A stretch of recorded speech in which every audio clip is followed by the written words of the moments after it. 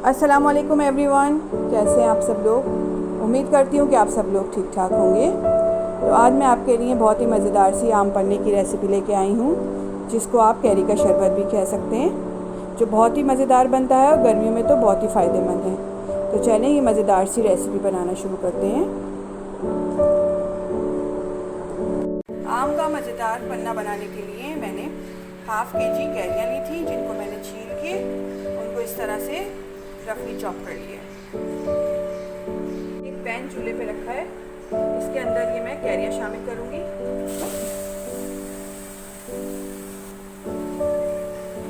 Carry डालने के बाद मैं इसके अंदर 2 गिलास पानी ऐड करूँगी।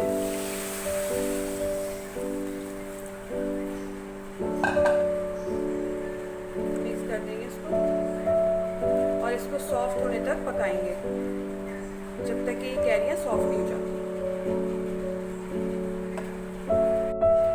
ये देखें, ये बॉईल हो गई है। 8 से 10 मिनट लगते हैं इसको बॉईल होने में। हम इसको निकाल के चेक कर लेते हैं। ये देखो आराम से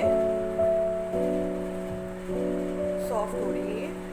अब हम फ्लेम ऑफ कर देते हैं और इसको ठंडा होने के लिए रख देते हैं। ये देखिए कैरी जो है वो ठंडी हो गई है। अब हमने एक ब्लेंडिंग जार लिया है, उसके अंदर इसको डाल लेते हैं।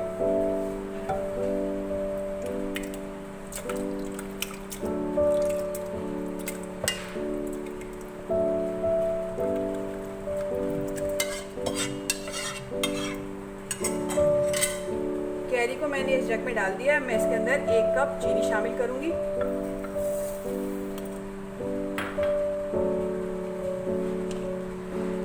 अब मैं इसके अंदर हाफ टी स्पून जीरा पाउडर, हाफ टी स्पून काली मिर्च का पाउडर, हाफ टी स्पून नमक आपने टेस्ट के अकॉर्डिंग यूज़ कर सकते हैं, और हाफ टी स्पून काला नमक। ये चीज़ें भी इसमें शामिल कर देते हैं। इसको कवर करके ब्लेंड कर लेते हैं।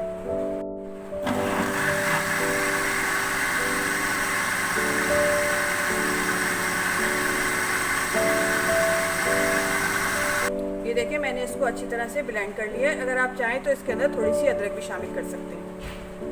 अब हम इसको एक बाउल में निकाल लेते हैं। एक बाउल में निकाल लेती हूँ मैं इसको।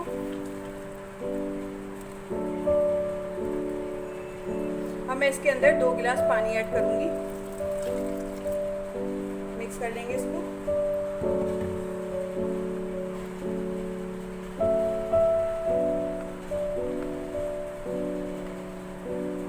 इसको साइड पे रख देती हूँ।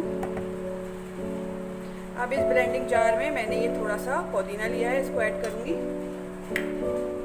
4 टेबल स्पून जितना पानी ऐड करूँगी इसमें, और इसको भी ब्लेंड कर लेंगे। हमें इसका पेस्ट ही बनाना है, बस हल्का हल्का सा ग्राइंड करना है इसको।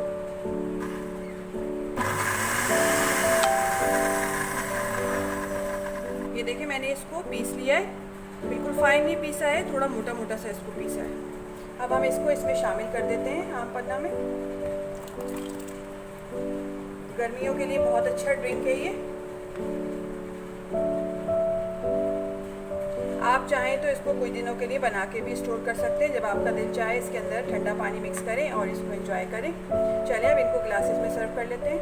मैंने 2 ग्लासेस लिए हैं, इसके अंदर आइस क्यूब्स ऐड करेंगे, जूस ऐड करेंगे। बहुत ही मज़ेदार और रिफ्रेशिंग बनके तैयार होता है।